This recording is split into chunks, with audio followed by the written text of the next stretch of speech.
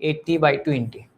এটা আমাদের প্রত্যেকটা জায়গায় এই জিনিসটা আমাকে হেল্প করে যে কোনো জিনিসের ডিসিশন নেওয়ার ক্ষেত্রে, ঠিক আছে? যেমন মার্কেটিংয়ে আমরা কি করি জানো?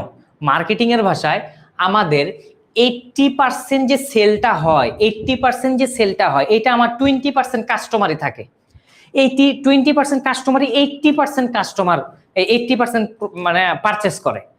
ব্যাপারটা আমার পড়ালেখার ক্ষেত্রে আমি দেখছি, এটা আমি একটু অ্যানালাইসিস করে দেখছি, এটাকে বলা হয় এটাকে বলা হয় প্যারেটো 80-20 প্রিন্সিপাল রুল।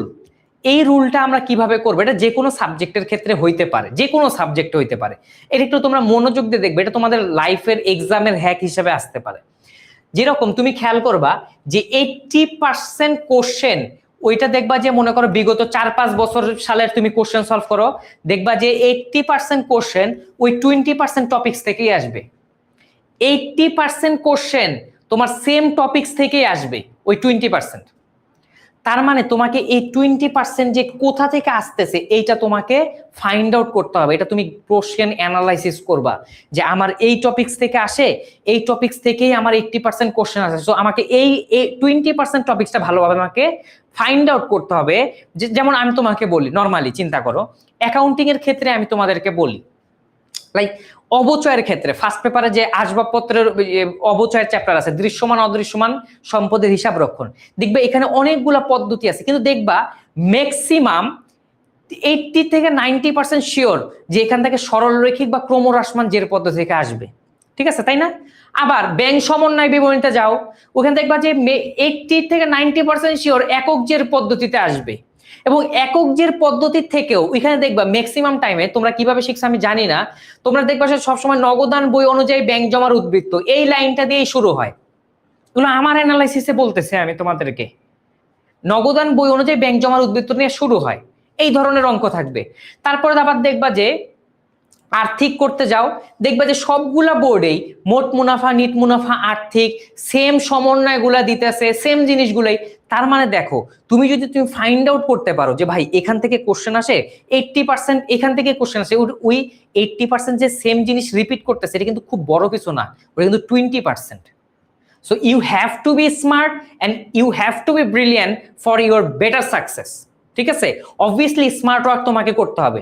তুমি ম্যানেজমেন্টে যাও, ম্যানেজমেন্টে যদি তুমি যায় দেখো যে সাপোজ ফার্স্ট পেপারে সেকেন্ড পেপারে ফার্স্ট চ্যাপ্টার, ওইখানে আছে দেখবো অনেকগুলো টপিকস আছে, ব্যবস্থাপনার কার্যাবলী আছে, ব্যবস্থাপনার চক্র আছে একটা, তারপরে আছে হচ্ছে ব্যবস্থাপনার স্তর। তুমি দেখবে 80% ব্যবস্থাপনার স্তর থেকে কোশ্চেন আসে। আমি তোমাকে আরো স্পেসিফিক করে দেই, ব্যবস্থাপনার স্তর থেকে টপ লেভেল ম্যানেজমেন্ট থেকে কোশ্চেন আসবে, যে অমুক মিস্টার এক্স ও পরিকল্পনা করে, ও কোন স্তরের? ও ভাই উচ্চ স্তরের। তার মানে তোমার যদি অ্যানালাইসিস পাওয়ার ভালো থাকে, তুমি যদি কোশ্চেন সলভ করো, তোমার দেখবা পড়ালেখা অটোমেটিক কমে আসবে। দেখবা যে 80% কোশ্চেন সেম রিপিট করতেছে ওই 20% টপিকস থেকেই। সো যে কোনো চ্যাপ্টারে যে কোনো কিছু তোমার অ্যানালাইসিস পাওয়ার, রিসার্চ পাওয়ার, এগুলো তোমাকে কাজে লাগাইতে হবে, স্মার্টনেসটা তোমাকে দেখাইতে হবে। তুমি পুরো বই টই শেষ করে তুমি 8টা paper, accounting first paper, second পেপারে অনেক টপিকস আছে, অনেক কিছু আছে, তুমি এগুলো শেষ করতে পারবে না, শেষ করলে তুমি এটাকে রাখতে পারবে না। সো তোমাকে পড়ালেখার ক্ষেত্রে অবভিয়াসলি স্মার্ট হইতে হবে, ইংলিশের ক্ষেত্রেও সেম, বাংলার ক্ষেত্রেও সেম, আইসিটির ক্ষেত্রেও সেম। সো ওই জিনিসগুলো তোমরা ঠিক করো না, তোমরা ওইভাবে নিজেকে প্রিপেয়ার করো, ওইভাবে তুমি নিজের সাথে নিজের কমিউনিকেশন করো যে আমার এই টপিকস থেকে কোশ্চেন আসে, তার মানে এগুলো আমি সুন্দর করে নোট ডাউন করে রাখি, এই টপিকস থেকে কোশ্চেন আসে ম্যাক্সিমাম টাইম, এগুলো আমি নোট ডাউন করে রাখবো, এগুলো আমি বেশি বেশি পড়বো, এগুলাকে আমি আমার যেভাবে মনে থাকে আমি ওইভাবে আমি পড়বো। এইভাবে তোমাকে মাথায় রাখতে হবে। আশা করি তুমি বুঝতে পারছো, এটাকে তুমি ফলো করার ট্রাই করবা, দেখবে অবভিয়াসলি বেটার রেজাল্ট।